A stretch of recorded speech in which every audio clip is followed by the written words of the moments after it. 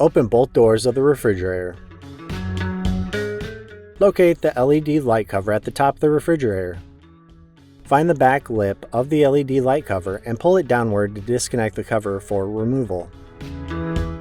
Locate the LED light strip and pull it downward to disconnect.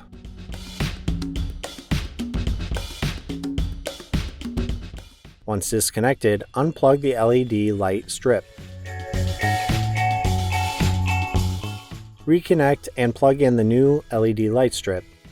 Insert the new LED light strip into the LED light assembly and push it until it snaps into place.